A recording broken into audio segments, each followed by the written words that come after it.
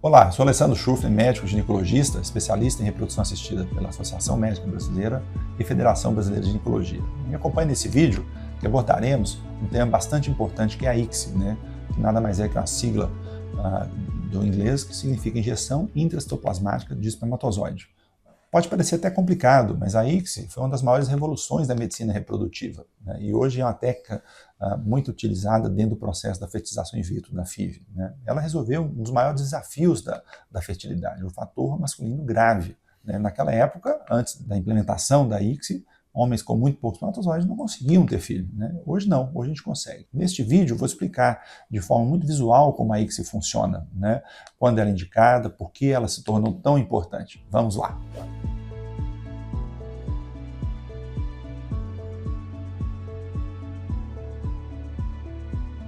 Imagine a cena no laboratório de fertilização in vitro. De um lado, temos os óvulos que foram coletados, aspirados através de uma guia guiado por ultrassom transvaginal, e o embriologista vai então separar esses óvulos, e do outro lado tem a amostra do sêmen do parceiro. Na fertilização in vitro convencional, simplesmente colocávamos esses óvulos em contato, no mesmo gota que a gente chama, com os espermatozoides, numa placa de cultura, e dessa forma esperava-se então essa fecundação. Esperava-se que ela acontecesse, mas às vezes isso não acontecia. O espermatozoide não tinha força suficiente para atravessar a zona pelúcida e fertilizar o óvulo, e não conseguia penetrá-lo. Então a ICSI veio exatamente para isso. Ele é um procedimento de micromanipulação, é um trabalho bastante especializado, de altíssima precisão, em que o embriologista injeta esse espermatozoide direto dentro desse óvulo, no microscópio, com um aumento de 400 vezes, microscópio invertido, que a gente fala, exatamente após essa melhor seleção do espermatozoide, para que então forme-se o embrião de uma forma mais assertiva, porque até o advento dessa tecnologia não conseguia formar esse embrião com homens com muito pouco espermatozoide. Dessa forma, então, a gente escolhe esse espermatozoide, sendo esse, então, o verdadeiro campeão, que a gente brinca. Voltando, então, ao micromanipulador, numa parte segura-se, então, o óvulo, e da outra vai, então, injetar esse espermatozoide. Esse óvulo ele é contido para que não mexa, para que não sofra nenhuma alteração na posição ideal que foi selecionado pelo embriologista para, então, injetar esse espermatozoide após essa seleção do campeão, como eu brinquei anteriormente. Ele coloca esse espermatozoide diretamente dentro do óvulo. É como se entregasse esse espermatozoide em mãos, garantindo, então, que a primeira etapa da fertilização está muito próxima a acontecer.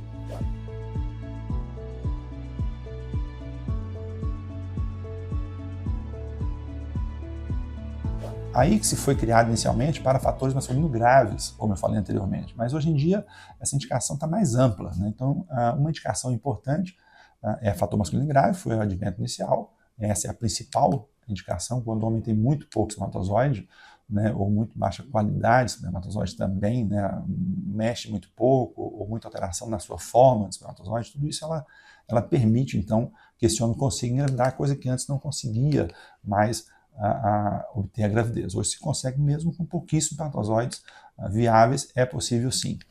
Uma outra indicação que a gente tem para a ICSI é a falha na fertilização, na formação de embriões numa fertilização in vitro anterior. Então, se você teve uma falha anterior, agora você vai usar a ICSI para que então suplemente essa falha do tratamento anterior, para aqueles casais que tentaram essa FIV convencional e que infelizmente não formou um embrião ou formou muito pouco embrião, que você espera que um resultado melhor, você pode então usar a ICSI para que consiga um aumento da formação, o percentual de formação desses embriões. E uma terceira indicação é no uso de óvulos congelados, porque congelava-se óvulo e tentava-se a fertilização in vitro e a taxa de sucesso era baixa de formação do embrião, exatamente porque a gente entende que durante um congelamento e descongelamento do óvulo, a zona pelúcida, que é a região que envolve o óvulo, ela endurece, então dificulta a penetração dos espermatozoides. Com a ICSI, isso foi suplementado, a gente não precisa mais ter essa preocupação. A gente vai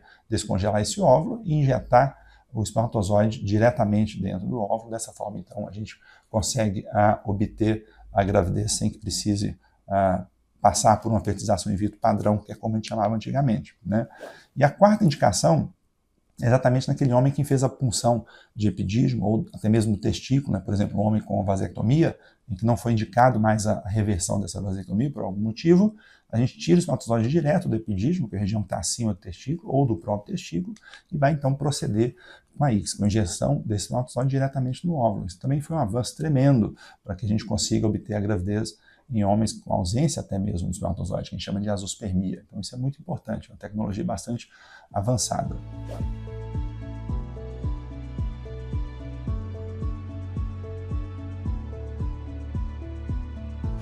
Hoje muitas clínicas, né, até mesmo aqui dentro da Concebente, usam isso como padrão. A ICSI a gente usa em 100% exatamente porque não tem essa preocupação de ter a falha na fertilização, né, num tratamento convencional, uma fertilização in vitro. Então a gente prefere optar, a gente opta, né, pela usar a ICSI para todo paciente, para que não haja uma fertilização falha, né, a gente fica mais seguro e mais consistente nos nossos resultados. Então, para ficar bem claro a diferença entre FIV, né, a fertilização in vitro padrão convencional e a ICSI, eu vou falar aqui para vocês algumas dicas, alguns pontos importantes. Né? Todas as etapas iniciais de estimulação da ovulação, aspiração folicular, todas elas, assim como o cultivo de embrião, transferência embrionária, é tudo igual. Né? A única diferença aqui está exatamente no momento da fecundação, né, que ocorre no laboratório. Na FIV convencional, a gente deixa o óvulo em contato com o espermatozoide. Na ICSI, o embriologista vai, através de microinculadores, selecionar o espermatozoide e injetar um espermatozoide em cada óvulo. Então, desta forma, há uma intervenção maior humana, né, do embriologista, para que, então, obtenha o sucesso que a gente tanto precisa. Pense assim, na FIV convencional é como colocar a chave na porta e esperar que ela se abra sozinha. Né? Na ICSI não, é pegar a chave e ativamente abrir a porta. Né? Ela nos dá um controle muito maior sobre o processo de fertilização. É exatamente isso que acontece hoje em dia.